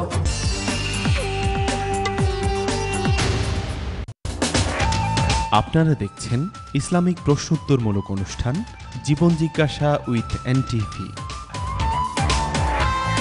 সৌজন্যে MRA গ্লোবাল মানি এবং হিজাজ ট্রাভেল লিমিটেড। আসমান সুন্দর, জমিন সুন্দর, সুন্দরী সুন্দরী পাল্লা, জানি না কত সুন্দর তুমি আল্লাহ। সালামু আলাইকুম রহমতুল্লাহি ওয়াবারাকাতু। প্রিয় ভাই বোনেরা, আমরা আবারও ফিরলাম আমাদের প্রিয় অনুষ্ঠান জীবন জিজ্ঞাসা। আমরা তৃতীয় সেগমেন্টে আছি। আমরা যারা নিয়মিত জীবন জিজ্ঞাসা দেখি আমরা জানি তৃতীয় সেগমেন্ট সাজানো হয় আলোচনার পর্ব দিয়ে। তো এক ভাইয়ের কাছে ওয়াদাবদ্ধ আমরা যে ওনার একটি প্রশ্ন ছিল, সুইডেন থেকে উনি ফোন করেছেন। ওনার প্রশ্নটি খুবই গুরুত্বপূর্ণ, আমার মনে হয় সেটা আমরা ওয়াদাটা মিট করেই আমরা আলোচনায় চলে যাবো ইনশাআল্লাহ। শেখ ঠিক আছে? জি। ওনার আলোচনার প্রশ্নটা ছিল কলেমার তাৎপর্য আসলে কি? কারণ উনি অনেকভাবে বলেছেন, অনেকে মুখে পড়ে কিন্তু নামাজের বালাই নাই বা কোনো প্র্যাকটিসে নাই, বাট আমরা তো জানি মুখে উচ্চারণ, অন্তরে বিশ্বাস আর কাজে পরিণতটাই হচ্ছে ঈমান। কলেমার মূল তাৎপর্য এই বিষয়টি উনি জানতে চায়। ধন্যবাদ যিনি প্রশ্নটি রেখেছেন। লা ইলাহা ইল্লাল্লাহ মুহাম্মাদুর রাসূলুল্লাহ, এটা হচ্ছে মৌলিক দুটি পার্ট ইসলামের। একটা হচ্ছে তাওহীদ আর একটি হলো রিসালাত। এই দুটির সাথে সাথে ঈমানের অন্যান্য যেসব আর্টিকেলগুলো আছে সেগুলোকে বিশ্বাস করতে হবে। এই বিশ্বাস মুখে যেমন স্বীকৃতি দিতে হবে, অন্তরে গভীরভাবে সেটাকে বিশ্বাস স্থাপন করতে হবে। এরপর কাজের মাধ্যমে সেটা প্রমাণ করতে হবে যে আমি আর কারো উপাসনা করি না, এক আল্লাহর উপাসনা করি। আমার সর্বক্ষেত্রে তার উপাসনার প্রমাণ আমাকে রাখতে হবে, তারপরে আমি মুমিন হতে পারবো। এই জন্য বলা হয় যে এটা হলো ইকরারুন বিল লিসান, তাসদীকুন বিল কলব, অর্থাৎ মুখে স্বীকৃতি, অন্তরে সেটার গভীর বিশ্বাস, ওয়া আমালুন বিল আরকান, এবং অঙ্গ প্রত্যঙ্গের মাধ্যমে সেটাকে কার্য পরিণত করা। এটার নামই হলো ঈমান। তবে কাউকে মুসলমান বলার জন্য বা ইসলামের বিধান তার উপর প্রযোজ্য করার জন্য, যেমন তিনি যদি জবাই করে সেটা খাওয়া যাবে কিনা, তার সাথে বিবাহ সাথে জায়েজ হবে কিনা, মারা গেলে মুসলমানদের কবরস্থানে তাকে দাফন করা হবে কিনা, এই বিধানগুলো প্রয়োগ করার জন্য যে ব্যক্তি লা ইলাহা ইল্লাল্লাহ মুহাম্মাদুর রাসূলুল্লাহ বলেছেন এবং প্রকাশ্যে ইসলামের বিরোধিতা করেনি অথবা ইসলামের কোনো বিধানকে অগ্রাহ্য করেনি, প্র্যাকটিস না করুক কিন্তু অগ্রাহ্য করেনি, তাকে শরিয়ার দৃষ্টিতে আইনগতভাবে মুসলমান হিসেবে পরিগণিত করা হবে এবং মুসলমানদের যেই প্রাপ্যগুলো আছে তাকে দেয়া হবে। বাস্তবে তিনি কতটুকু করেছেন সেটার হিসাব নিকাশের দায়িত্ব আমাদের নয়, সেটা হচ্ছে আল্লাহর। এই জন্য ভিতরের সম্পর্ক, তার আমল কতটুকু পর্যালোচনা, এটা আল্লাহর দায়িত্ব। তবে ইসলামের দৃষ্টিতে আমরা যদি পরিপূর্ণ মুমিন হতে চাই, আমাদের ঈমান যদি পরিপূর্ণতা অর্জন হতে হয়, তাহলে তিনটা স্তরকে আমাদেরকে বাস্তবায়ন করতে হবে: মুখে স্বীকৃতি, অন্তরে বিশ্বাস এবং কাজে প্রয়োগ। কাজে প্রয়োগ বলতে আল্লাহ যতগুলো বিধান আমাদেরকে দিয়েছেন, সালার বিধান, যাকা, হজ এবং রমাদান, সবগুলোকে বাস্তবায়ন করতে হবে এবং অন্যান্য যেগুলোকে হালাল করেছেন সেগুলোকে হালাল মেনে চলতে হবে, হারামকে হারাম মেনে চলতে হবে। এর মাধ্যমে পরিপূর্ণ মুমিনের স্ট্যাটাস আমরা পাবো। এই জন্য আপনি যা বলেছেন সেটা সত্য, তবে কেউ যদি প্র্যাকটিস না করে তাহলে আমার অধিকার নেই আমি তাকে অমুসলিম বলার। ব্যক্তিকে অমুসলিম বলাটা খুবই জঘন্য, কারণ নামাজ কেউ যদি ইচ্ছাকৃত না পড়ে সেটা কুফরি, এটা হাদিসে আছে। তবে এটাকে কোনো ব্যক্তির উপর অ্যাপ্লাই করা এটা খুবই ডেঞ্জারাস। একজন ব্যক্তিকে আমি দেখলাম যে নামাজ পড়লো না, সাথে সাথে আমি বললাম তুমি কুফরি করলে, কাফের, এটা বলার অধিকার আমার নেই। ইন জেনারেল রুল আমি বলার অধিকার আছে, একজন ব্যক্তির উপর সেটাকে অ্যাপ্লাই করা কোনো আইন কর্তৃপক্ষ ছাড়া ব্যক্তির জন্য এটা জায়েজ হবে না। এটা যদি করা হয় তাহলে এটা নৈরাজ্য সৃষ্টি করা হবে। এই জন্য এই ব্যাপারে আমাদেরকে খুবই সতর্ক হতে হবে। কারো উপর যে তিনি নন মুসলিম, অথবা কারো উপর সরাসরি তিনি নাস্তিক অথবা তিনি অবিশ্বাসী, এই জাতীয় ব্যক্তির উপর অ্যাপ্লাই করাটা খুবই জঘন্য, যতক্ষণ পর্যন্ত উনি স্পষ্ট ইসলামের বিরুদ্ধে অথবা ইসলামের কোনো বিধানগুলি প্রদর্শন না করেন। শুধুমাত্র প্র্যাকটিস না করার কারণে কাউকে কাফের বলার কোনো অধিকার আমাদের নেই। আল্লাহ তার বিচারক, মালিক ইয়াউমিদ্দিন, বিচারের মালিক আল্লাহ। জাযাকুমুল্লাহ। জি প্রিয় ভাই বোনেরা, আমরা যাচ্ছি আলোচনা। আজকের আলোচনার বিষয় হচ্ছে মদিনার সনদ, চার্টার অফ মদিনা। এবং এই চার্টারকে আমরা জানি যে কোনো লিখিত প্রথম এই আধুনিক সংবিধান। সুতরাং এই বিষয়ে আমরা এখন শুনবো আমাদের সম্মানিত মেহমানের কাছ থেকে, কারণ এই বিষয়ে এখন অনেক আলোচনা আমরা লক্ষ্য করছি। আলহামদুলিল্লাহ, হয়তো এটাই আমাদের চেঞ্জ হওয়ার একটা সুযোগ। জি, ধন্যবাদ। আলহামদুলিল্লাহ রাব্বিল আলামিন, ওয়াসসালাতু ওয়াসসালামু আলা সাইয়্যিদিল আমবিয়া ওয়াল মুরসালিন ওয়া আলা আলিহি ওয়া আসহাবিহি আজমাইন। আজকের আলোচনার বিষয় হলো মদিনার সনদ। বাংলায় সেটাকে আমরা মদিনার সনদ বলি, সেটাকে ইংরেজিতে বলা হয় চার্টার অফ মদিনা।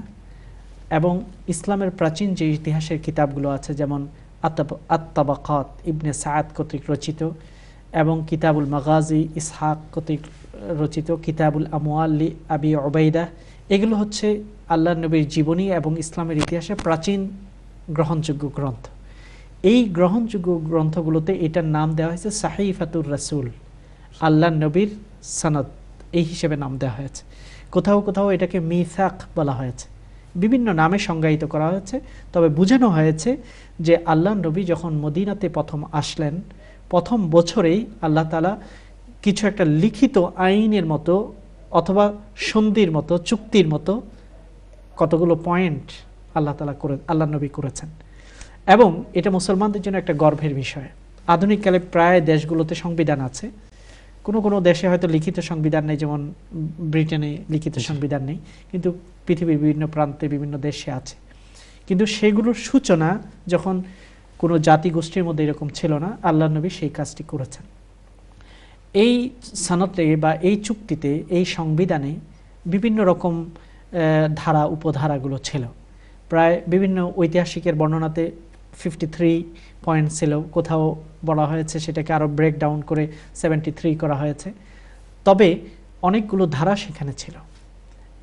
আপনারা যদি এই বিষয়টা সরাসরি কিছুটা সংক্ষিপ্ত আকারে পড়তে চান, তাহলে অত্যন্ত গ্রহণযোগ্য বর্তমান সময়ের আল্লাহ নবীর জীবনের উপর রচিত আর রাহিকুল মাখতুম একটি গ্রন্থ আছে, যেটা আরবিতে রচনা করা হয়েছে এবং সৌদি আরবে এটাকে প্রথম পুরস্কার দেওয়া হয়েছে, অর্থাৎ অথেন্টিসিটির কারণে এবং গ্রহণযোগ্যতার কারণে। এটা ভারতীয় একজন স্কলার রেখেছেন, তার নাম হলো সফিউর রহমান আল মুবারকপুরি, তিনি লিখেছেন। এবং ইংরেজি সেটার অনুবাদ পাওয়া যায়, দ্য সিল্ড নেকটার। এটা হচ্ছে আর রাহিকুল মাখতুম, গ্রহণযোগ্য আল্লাহ নবীর জীবনী গ্রন্থের ইংলিশ অনুবাদ। বাংলায়ও সেটা অনুবাদ হয়েছে। ইংরেজি যেটা অনুবাদ হয়েছে আপনারা বিভিন্ন ইসলামিক লাইব্রেরিতেও পাবেন, এবং দারুস সালামে অনলাইনেও সেটাকে অর্ডার করলে নিজেরা নিয়ে নিতে পারবেন। এই কিতাবের 174 পেজ, এখানেই চার্টার অফ মদিনার সংক্ষিপ্ত পয়েন্টগুলো দেওয়া হয়েছে। আমরা এই বিষয়টাকে এই জন্য ফোকাস করছি, প্রথমত এটা মুসলমানদের জন্য একটা গর্বের বিষয় যে মুসলমানরা আল্লাহ নবী শুধু মসজিদেই ছিলেন না, মসজিদে ইমামতেই করেননি, বরং একটি রাষ্ট্রকে প্রতিষ্ঠা করেছেন, রাষ্ট্র পরিচালনা করেছেন। দ্বিতীয়ত, ইসলাম পরিপূর্ণ জীবন বিধান। ইসলাম শুধু অন্যান্য ধর্মের মতো কিছু মন্ত্র জপার নাম নয়, বরং ইসলামের আলোকেই আমাদের বেচা কেনা, অর্থনীতি, বিবাহ শাদী সব কিছু পরিচালিত হবে, এমনকি যুদ্ধ বিগ্রহ, এমনকি আমাদের নিরাপত্তা, এমনকি রাষ্ট্র ব্যবস্থা সব কিছুই ইসলামের মৌলিক বিধানের মাধ্যমে পরিচালিত হবে। সেই সময় আল্লাহ নবী একটা মদিনা স্টেট প্রতিষ্ঠা করেছেন।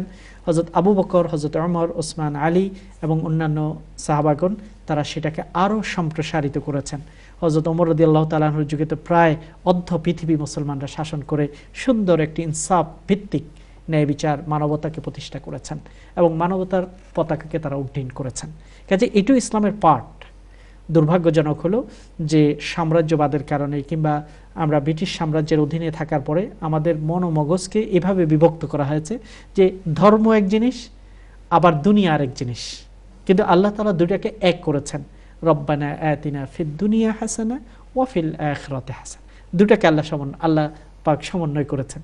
আপনি যদি দুনিয়া এবং আখিরাতকে সেপারেশন করতে চান তাহলে আপনার ঈমানি সত্তাটা নষ্ট হয়ে যাবে, এটা কোনোভাবেই হবে না। আর আল্লাহ তাআলা এই ব্যাপারে সূরা বাকরায় খুব সতর্ক করেছেন, আফাতুমিনুনা বিবাদিল কিতাব ওয়া তাকফুরুনা বিবাদ। কিতাবের কিছু অংশ মানবে, নামাজ আদায় করবে, হজ করতে যাবে, যাকাত দেবে, রমাদানের রোজা রাখবে, কিন্তু আল্লাহ যেটাকে হারাম করেছেন সেটাকে মানবে না, আল্লাহ যে বিধান আইন দিয়েছেন সেটাকে মানবে না। এটা তো হয় না। আফাতুমিনুনা বিবাদিল কিতাব ওয়া তাকফুরুনা বিবাদ ফামা জাযাউ মান ইয়াফআলু যালিক ইল্লা খিজিউন ফিল হায়াতিদ দুনিয়া। যারা আল্লাহর কিতাবকে ভাগ করে ফেলবে, কিছু মানবে কিছু মানবে না, এই জাতীয় যারা করবে তাদের জন্য দুনিয়াতে রয়েছে নিকৃষ্ট অপমান এবং তাদের জন্য পরকালে রয়েছে কঠিন শাস্তি। আল্লাহ তাআলা প্রকাশ্যে বলেছেন। অন্য আয়াতে আল্লাহ বলেছেন উদখুলু ফিস সিলমি কাফা, ইসলামে প্রবেশ করলে পুরোপুরি করতে হবে। অর্থাৎ অর্ধেক প্রবেশ করব যে ধর্মীয় আচার অনুষ্ঠানগুলো মানব, কিন্তু আমার অর্থনীতি চিন্তা থাকবে লেনিনের কাছ থেকে ধার করা, আমার রাজনীতি থাকবে আব্রাহাম লিঙ্কন থেকে নেওয়া। এই জাতীয় দুটাকে যদি ইসলামের সাথে সমন্বয় না করি তাহলে কিন্তু পরিপূর্ণ ইসলামের প্রবেশটা হবে না। এই জন্য আমাদের যারা শিক্ষিত ভাইরা আছে, আমরা কোরআনকে ভালোবাসি সবাই, আমরা সবাই বলি ইসলাম শান্তির ধর্ম, আবার ইসলামের বিধানগুলোকে আমরা মধ্যযুগীয় বলতেও দ্বিধাবোধ করি না। তাহলে আমাদের মধ্যে দুই ভাগ, কিছু মানি, শান্তির অংশটুকু মানি, কিন্তু বিধান যেগুলো আমাদের জাগতিক জীবনকে যেগুলো পরিচালনা করবে সেটাকে যদি আমরা না মানি, তাহলে আল্লাহর নবী যখন মসজিদের ভিতরে যেটা করছেন ওইটা মানলাম, কিন্তু বাজারে গিয়ে তিনি যে অর্থনীতির ব্যাপারে নির্দেশনা দিয়েছেন ওটা মানলাম না, সেটা তো হবে না। কাজেই নবীকে যদি আমরা ভালোবাসি তার পরিপূর্ণ জীবনটাই আমাদের জন্য আদর্শ। আল্লাহ তাআলা বলছেন যে ওয়ালাকুম ফি রাসূলিল্লাহি উসওয়াতুন হাসানা, উত্তম মডেল হিসেবে তোমাদের কাছে আমি নবীকে প্রেরণ করেছি। সবকিছুই তার মডেল, পুরোটাই আমাদেরকে মানতে হবে। এজন্য আমরা জামার অর্ধেক কেটে ফেলে দেব আর অর্ধেক পরব, সেটা যেন আমরা না করি। এখানেই আমাদের ভুলটা, মুসলমানদের পতনের এটাই কারণ। এখন মদিনার সনদের কথা এই জন্য আজকের মিডিয়াতে আলহামদুলিল্লাহ, যদিও আমরা অনেক বিশ্বাসী মানুষগুলো খুবই হতাশ যে অবিশ্বাসের কথা বেশি প্রচারিত হচ্ছিল, আল্লাহ এবং তার রাসূলের উপর নানাভাবে ব্লগের মাধ্যমে অনলাইনে বিভিন্নভাবে আঘাত হচ্ছিল, ব্যঙ্গ বিদ্রোহ হচ্ছিল, এই জন্য অনেকে হতাশ। কিন্তু আল্লাহ তাআলা বাতাসকে পরিবর্তন করে দিয়েছেন। এখন সবাই নিজেকে মুসলমান দাবি করছেন আলহামদুলিল্লাহ, এবং সবাই কোরআনের বিভিন্ন আয়াতগুলোকে কোট করছেন। টিভি টক শোগুলোতে আপনি দেখেন, প্রায় টিভি টক শোগুলোতে আপনি দেখবেন এখন ইসলাম নিয়ে আলোচনা হচ্ছে, মাশাআল্লাহ, বিভিন্নভাবেই আলোচনা হচ্ছে, কেউ পক্ষে বিপক্ষে, সবাই ইসলামের পক্ষে থেকে নিজের পয়েন্টগুলোকে যুক্তির সাথে উপস্থাপন করার চেষ্টা করছে। এটা খুবই একটা ভালো আবহাওয়া তৈরি হয়। আমাদের মাননীয় প্রধানমন্ত্রী বলছেন বাংলাদেশ পরিচালিত হবে মদিনার সনদ অনুযায়ী। চমৎকার, আল্লাহ তাআলা যেন এটাকে কবুল করেন এবং বাস্তব অর্থে মদিনার সনদ ভিত্তিতে আমাদের দেশটা যেন পরিচালিত হয়।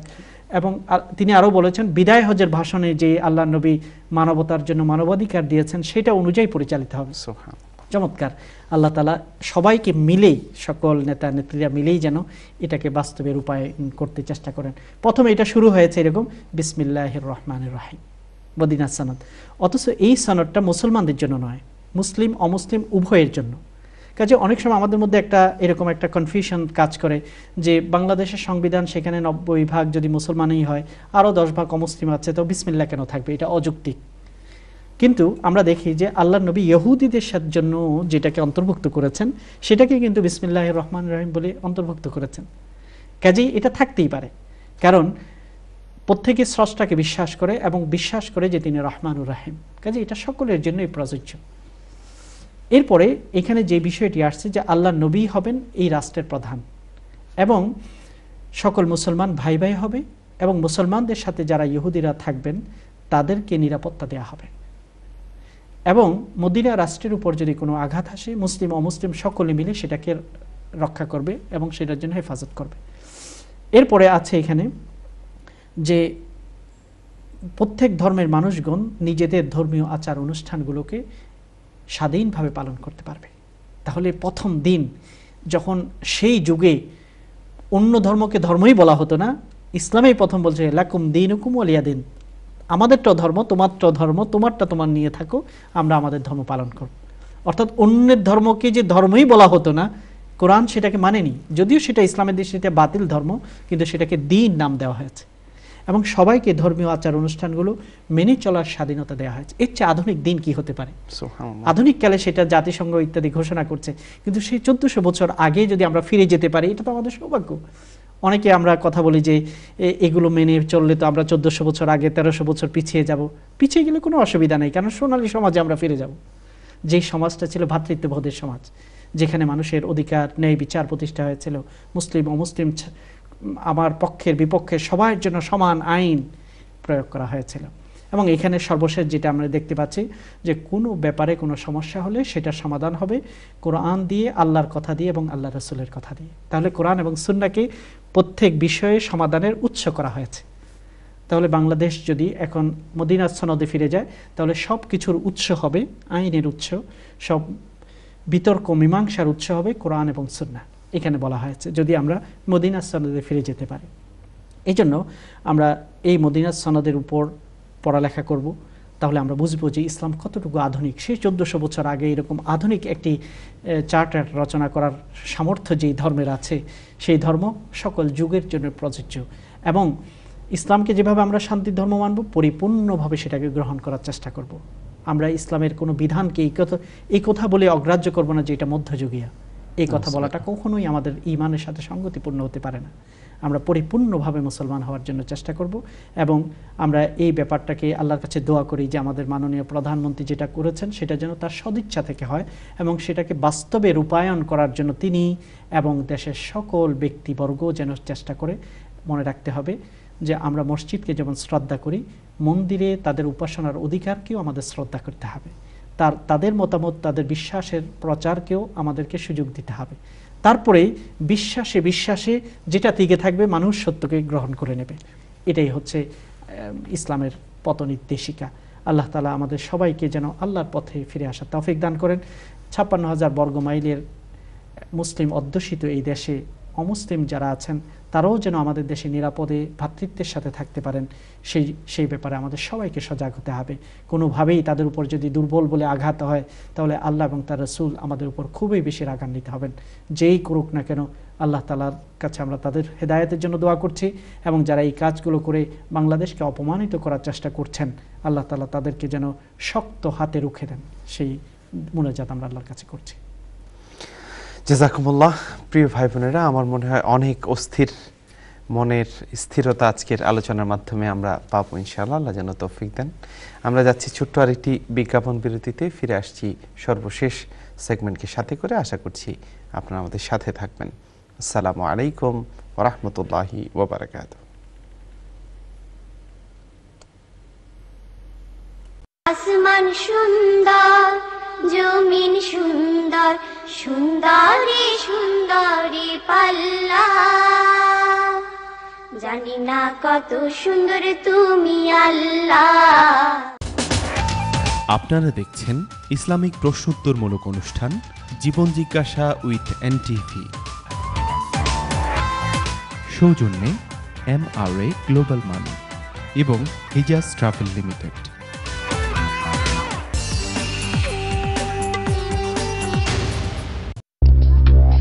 সরি স্যার, ইন্টারভিউ ওইদিকে বলেন না। সরি, বসো বাবা, বসো। নাম? মোহাম্মদ আনিসুর রহমান। নার্ভাস? সোনাতরি কবিতার প্রথম লাইন কি? পানি খাবো। প্রথম লাইন পানি খাবো। পাখি না কেন? বেনি আসো কলা কি? নিউটনের বাবার নাম কি? বাবা একটু প্রাণ ঝাল চানাচুর খাও। স্যার, আইজাক নিউটনের জন্ম 4 জানুয়ারি 1642, কার করার মতো 25 ডিসেম্বর 1643। তার বাবার নাম ছিল আইজাক নিউটন, তিনি পেশায় ছিলেন কৃষক। ঝাল চানাচুর প্রাণে সাহস ঢোকায়। আফতাব কারেন্সি থেকে AC remit, AC wire, AC speed deposit, AC bling service. আপনার অর্থ প্রেরণ দ্রুত, সহজ এবং নিরাপদ। আফতাব কারেন্সি, হৃদয় থেকে হৃদয়ে। পূজা সিল্ক হাউস নিয়ে এলো সব ধরনের পোশাকের উপর ম্যাসিভ সেল। এখানে আপনি পাচ্ছেন সালোয়ার, কামিজ, 3 পিস, শাড়ি, ছোটদের পোশাক সহ বিবাহের সব ধরনের পোশাক সামগ্রী। রুচিশীল এবং আপনার পছন্দের পোশাক কিনতে আজই চলে আসুন Puja silk house. General auto services নিয়ে এলো আকর্ষণীয় ক্যাশব্যাক অফার। এখন থেকে প্রতিটি ক্লেমে আপনি পেতে পারেন 200 পাউন্ড ক্যাশব্যাক। এ সুযোগ সীমিত সময়ের জন্য। General auto services. ব্রিটিশ ওয়েদারের উপর আমরা ভরসা করতে পারি না কেউই। এই রৌদ্র তো এই শীত, আর এই সমস্যার স্থায়ী সমাধান নিয়ে এসেছে স্কয়ার গ্লেজিং।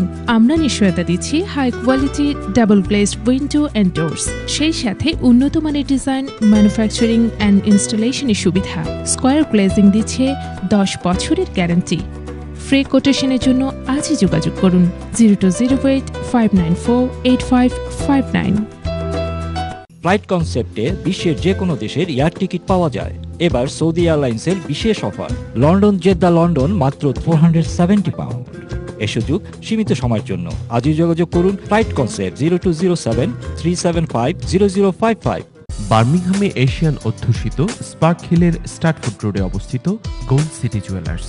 আমরা 2004 থেকে একটি প্রতিষ্ঠিত company. Gold city jewellers Asian জুয়েলারিতে দক্ষ। শুধু তাই নয়, আমরা হোয়াইট গোল্ড, ডায়মন্ড এবং প্লাটিনামেও স্পেশালিস্ট।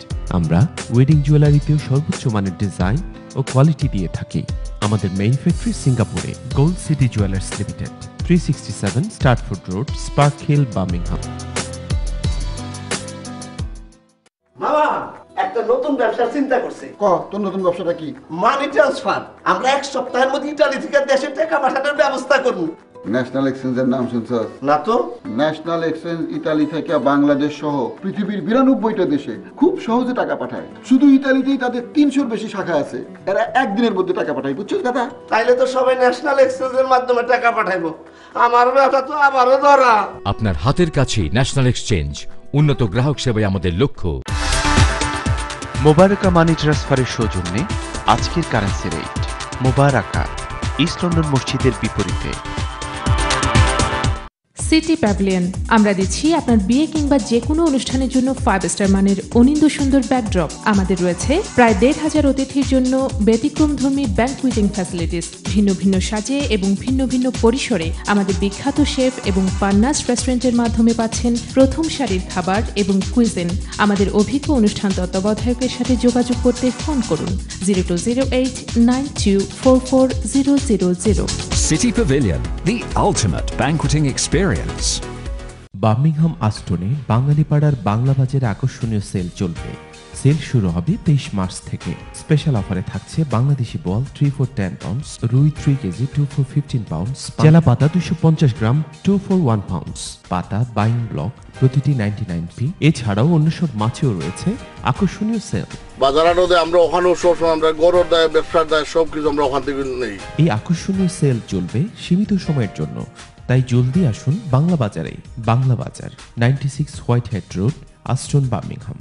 একমাত্র অটোমেকই পারবে আপনাকে দিতে বেস্ট সলিউশন। আমরা নো উইন নো ফি বেসিসে কাজ করি। শুধু তাই নয়, let us manage your claim and you could receive a bonus payment of up to £500. Don't panic, call Automec Vehicle Management 0208 983 2088. Automec, don't stress, we will do the rest.